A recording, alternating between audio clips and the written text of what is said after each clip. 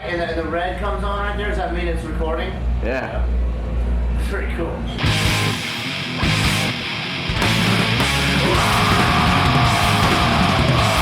We still wear the same clothes, still live in the same basement. The smallest show we have ever played was to absolutely no one. We played anyways. The promoter was there for 2 songs left, and the door guy was there for 1 song and walked outside. It's not easy fucking starting out, man. No money, no one has any money, but then I guess you don't give a shit because you never had any money before that anyways. We just were like, fuck it, just practice. Doesn't matter. I just get off on playing rock and roll in front of, when people come up and like, you can see the joy in their eyes and they really like, what you're doing, your music. It's like a natural high, it's cool.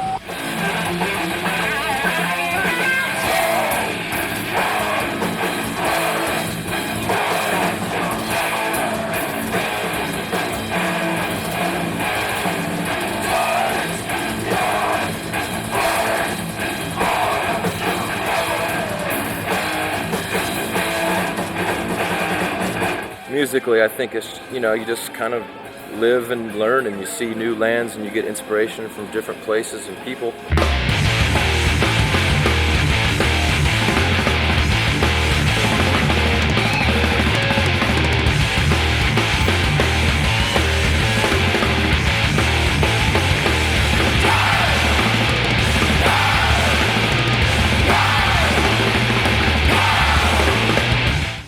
Countries, 48 states. I wonder if he likes peanuts.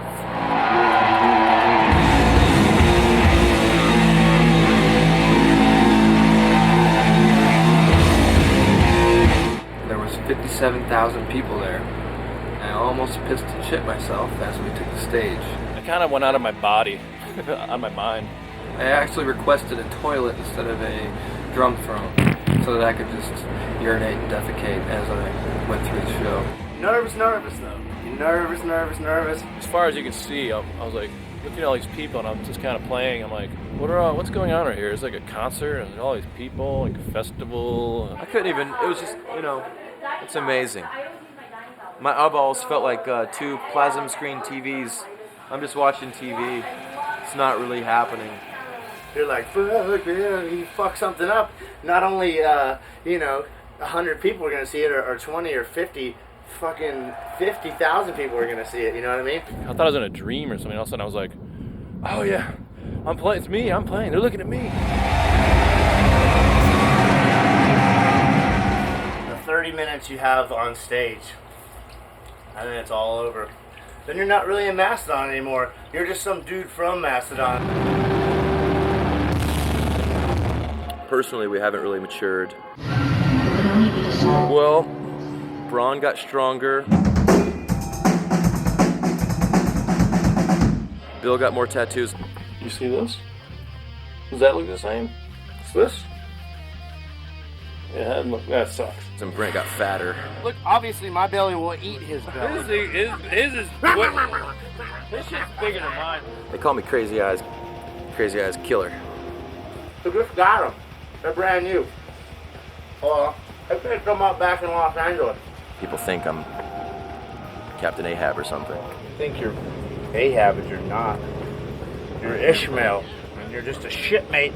And I own this fucking shit. You guys say hello to Brent. This is Bill. Back there is Braun.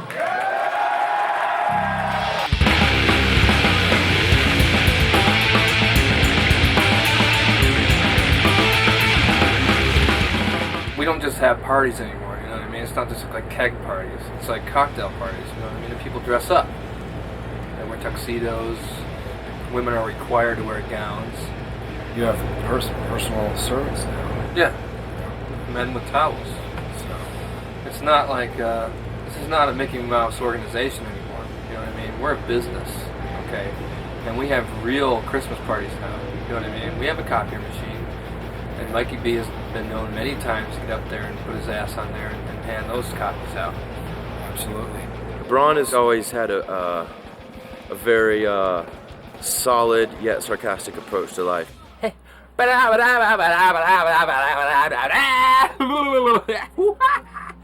So, he just goes with the flow. Or, I don't know what he does. He just beats the hell out of the drums. He's a freak. I love him. How do you put words into a description of Braun Daler? He's gonna kill us. He's gonna shit and then he's gonna kill us. I don't know. Maniacal? Is that a word? That's a word. Maniacal. Mastodon has always been the kind of band that's never had any kind of goal. We've never been really goal oriented, and maybe that's bad, but in our experience, it's better to just expect nothing and just go out there and do what you love, play music, and that's it. You know, if they like it, cool. If they don't, then that's fine too. It doesn't matter.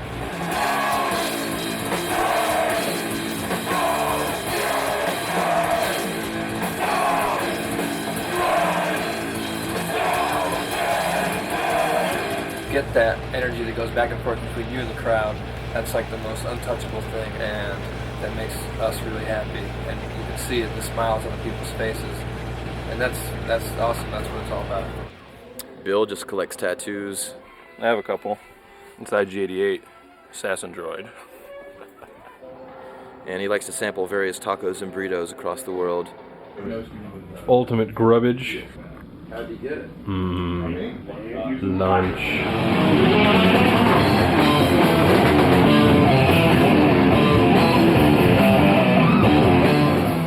My favorite thing to do is play guitar, definitely. On stage in front of lots of people. But my second favorite thing to do, play Miss Pac-Man. Oh yeah. Eat those dots. Third favorite thing to do is go into a toy store, like that one over there.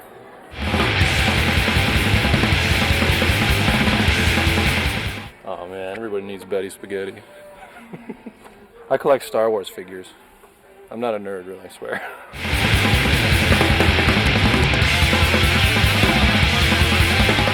That's Jimmy Vader, Darth Hendrix. Yeah.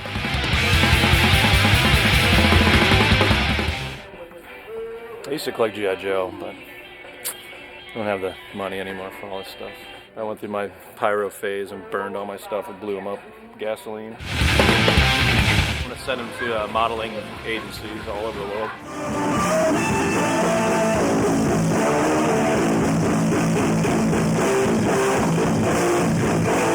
Brent is a strict beer connoisseur.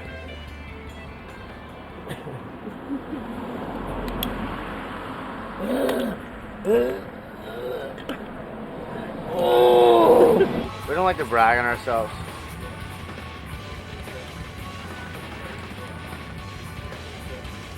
We're here with Mastodon. The biggest band in the whole world. Biggest band in the whole world. We're here. Oh, they're here. I'm a free spirit. What's that? A free spirit. I enjoy life and I live it to the fullest. Right, you're gonna get in trouble. What? You're gonna get in trouble soon. Let's go, come on. No. I don't want to get my camera Hey, confiscated. good for your dad, so it's like you hard. You guys are pussycats. You're gonna get in trouble, dude. You know, you might get drunk and crazy a lot, or every once in a while, but I love that guy. Come on. Oh my god. How could you not love Brent? Exactly. It's amazing. That's right, mate. That's how I do in London. Just get fucking totally plastered. Just stick it up your nose like this.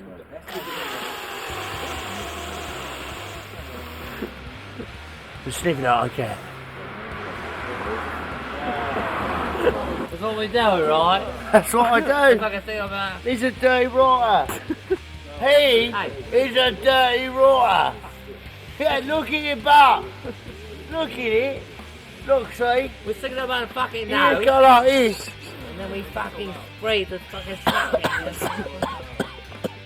I can't believe we're on TV. I just can't believe it. It's amazing. It's pretty amazing. Hey man, besides that, I'm gonna cry. you should have been there. It's so amazing. I wanna cry. He collects like weird stuff. He collects like all of like monster stuff, fezzes, stuff, you know. I collect the creature from the Black Lagoon. I also have one here. The creature walks among us. But that's about the only thing I guess I really care about collecting. I mean, I like oddities just like the next guy likes oddities though, you know? I mean, they're freaky shit. I like freaky shit. Especially if it comes in like a glass box or something. Watch out, cold-blooded. I think monsters in general are misunderstood, you know what I mean?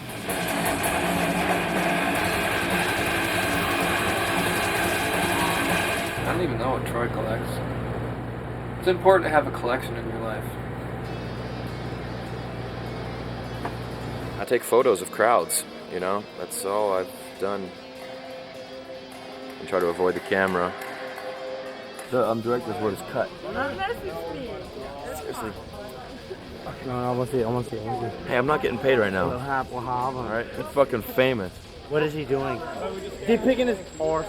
I'm off camera. I'm not in contract.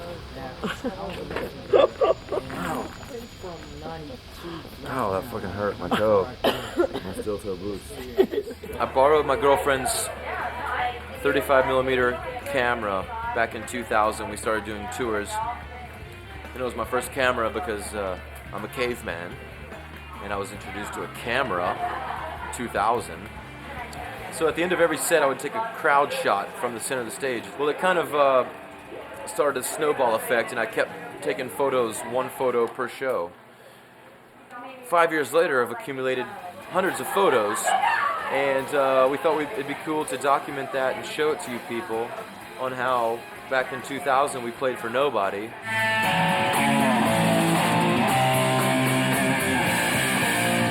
And how it's culminated to bigger followings, and the camera tells no lie.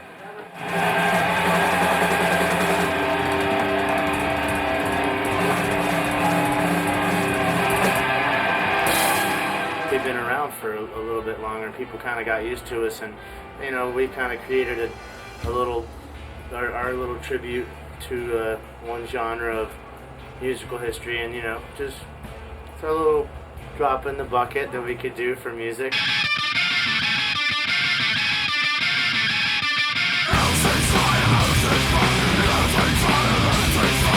Take it back from Mastodon, 4-hour Fogger days.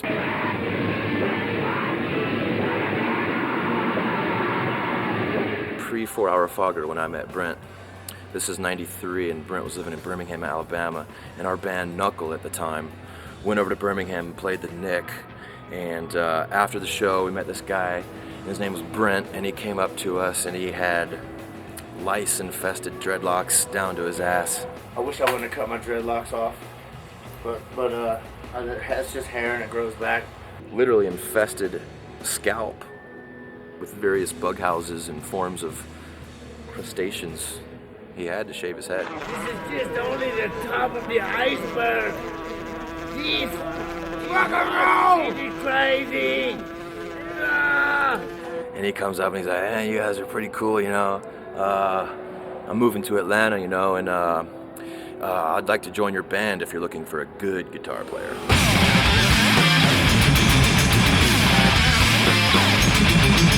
I have 100 songs. Like, all right, man, cool, you know, let's do this.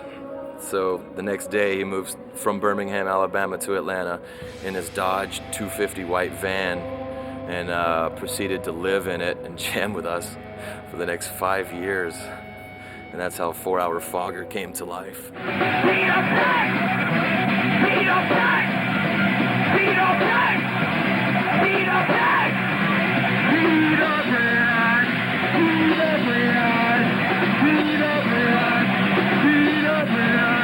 Between 94 and 99, we recorded 3 CDs and played over 100 shows around the Southeast, and crazy. And like I'd have my clothes on, and then right before we go on, I'd just strip all our clothes off and then just go up there naked and play. I don't know, I used to get like a rush out of it or something. My singer used to do it with me, Gary used to do it all the time. Troy was a bass player, he did it. We used to play in bikinis. I never went past the bikini briefs, but yeah, Brent would get wasted and get totally naked and have to avoid being arrested by running off stage. That actually happened once. That was awesome. We had a good time.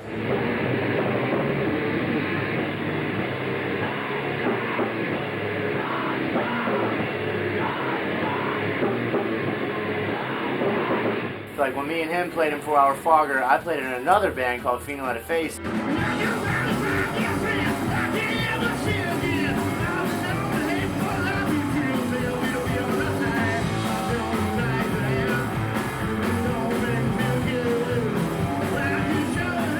He has this crazy surfabilly, rockabilly surf band, you know. It was like they wore pantyhose on their heads and fezzes and suits and stand-up bass and crazy big guitars, and it was really awesome.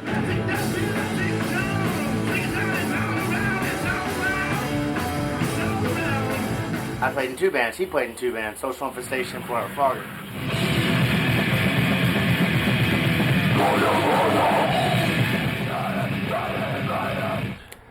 What's happening? Hey, this is Social Infestation. This is Chris Freeman on guitar. This is Mike Thompson on the drums. Troy, he plays bass guitar in a couple of bands. And here's our story. Basically, 7 years ago, I get this phone call from Chris over here, and he's like, "Hey, Troy, I know you play with 4 Hour Fogger, and we just lost our bass player. We're called Social Infestation. We're from Atlanta, and we got this show next week. And we were wondering if you'd be cool with coming down, learning all of our songs, and playing a show next week."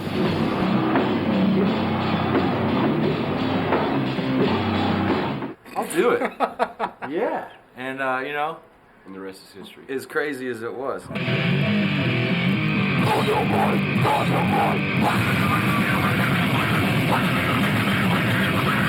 The bottom line, I think, is that it's probably the most pure, fun, simple, heavy, brutal band I've ever been in. It's got an honest approach, you know.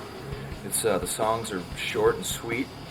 There's no pretentiousness. There's no beating around the bush. You know, it's just a simple, straightforward, grindcore punk band.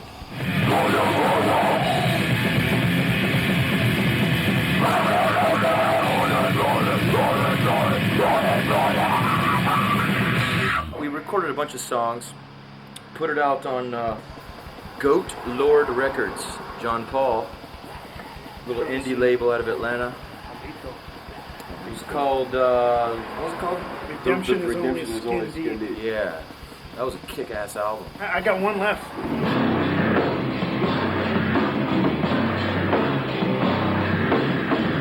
7 years later, we're doing our first interview. Yes. High five. Yes! We kind of finished an album about 2 years ago, Yeah. but We recorded about 10 songs, did a very rough mix, still lacking some vocals on some of them, yeah, and then that's it. We're still waiting to get around to finishing it. I think it'll see light sometime in 2006. 7, 8. 7, 8, maybe Yeah, something 6, 7, 8.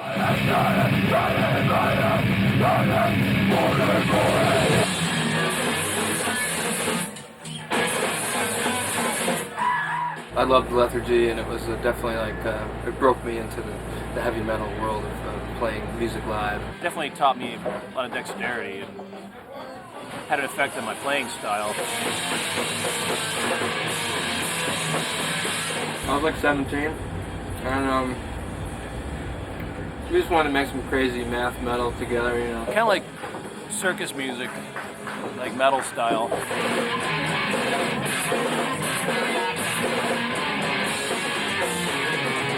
Couldn't really sink your teeth into any one riff. They need our attention. We practiced in my mom's basement, and every once in a while my little cousin would come over. She was about 6 years old, and she would vomit while we played. So we got a kind of reputation for making small kids vomit.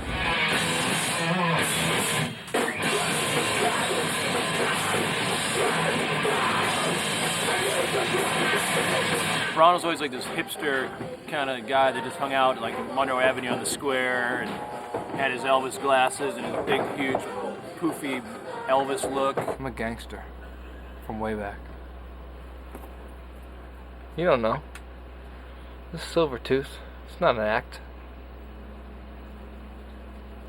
You have no idea. Step off. He used to have this like long silver like toothpick that was going through his septum. I just thought that was pretty funny looking. Bill joined the band in '94, and we started picking up steam a little bit, but we still didn't understand that you really need to get out there and tour. It wasn't very ambitious, I guess. We just were like, oh, we'll just sit here at our front door and wait for someone to come up and knock on the door and give us a record contract. But that's not how it works. It's business. You really got to go out there for yourself. It's kind of why I wanted to move to like Atlanta or just somewhere else, somewhere where it's a little more of a scene, you know. Finally!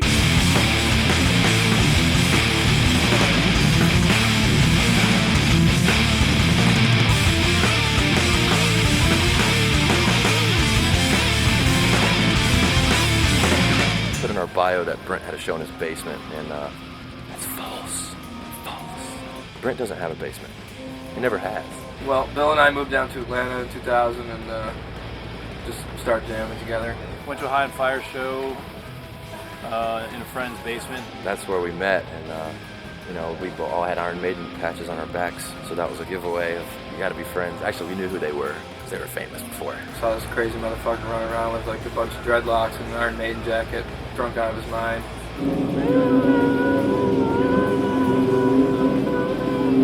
So we exchanged words. We had some words up there. Braun walks up to Brent and says, "Hey man, why don't you go fuck your mother?" And Brent laughed. He's like, "Oh, cool, he got a sick sense of sarcasm." And they're like, hey, our band's kind of falling apart. Our singer just moved away. Our drummer is not really into it. And they're looking to do something different. First it was just me and Braun and Bill. The very first reincarnation. Or carnation. Brent met with Bill and Braun the next day, and he was totally wasted and couldn't play one song. He's like, yeah, went down to something like, okay, let's go jam with you now. And he was like, yo, check this shit out, man. I want to do some more like stoner stuff, like bow, bow, bow, down, bow. I was like, no, that's not at all what I want to do. It was a mess. Braun's like, what are you kidding, man? This guy sucks. And but he redeemed himself. He came over the following night sober and shredded out 10 amazing songs. He sat down with an acoustic guitar and played all these sick riffs. Started like going crazy. We're like, you the same guy? Like, where was that guy last night? It was awesome. So we made the decision from then on that we were going to work together, obviously. So then they were looking for a bass player, and Brent said, well, I've already got a bass player. I know this guy, his name's Troy, he's got a van, and like we needed to go on tour, so we got him to start playing in the band. Well, pretty much used him. Oh man, don't say that. I hope not. Oh, my dreams are crying. Oh. I don't know. I'll have to watch the documentary and see if they actually said that. Then we started liking him, so that was cool. His hair was just the main reason we were into him. He's like a Muppet on his head. Big fan of Muppets. It's all mine. I went to cosmetology school and learned how to do my hair like a professional Muppet. People can say what they wish, but I feel good about myself. People like me. And gosh darn it. All right. Got something going here. So over the next few weeks, we got together and put our minds together and let the creative juices flow. We had like 9 songs like almost immediately. We needed a singer though. We called up a friend Eric Sainer from a buddy from Rochester, New York. So he moved down, joined the band, and he was just crazy. He was a really cool dude. Still is. He's a good friend of ours. Eric Sainer. We call him Insaner because he's crazy. He wrote great lyrics and was an awesome front man.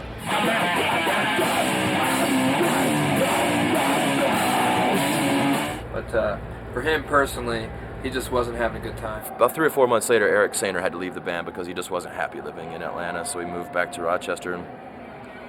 we had another tour a week later, so we're like, damn. You know, we didn't want to cancel the tour because it was all DIY booking. You know, we spent all these phone calls booking this tour up to Canada and back.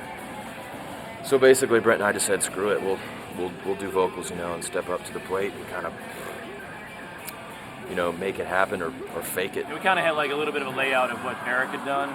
We never have any lyrics like what he was talking about or singing. I don't know if he did either. I mean, Eric really built out some screams.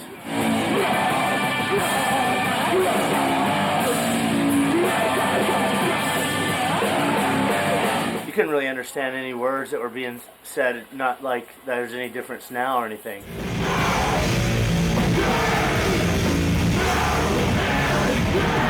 You had to go on tour right away. Like someone had to at least grunt or like, you know, try to sing or whatever. You know, by the end of the month, I think we had some lyrics and some, you know, it's kind of like, oh shit, let's write some fucking lyrics down. We did all the Call of the Mastodon and Slick Leg, Deep Sea Creature. We don't play any of those songs now. I wish we would though. 40 years later, here we are, still trying to do vocals.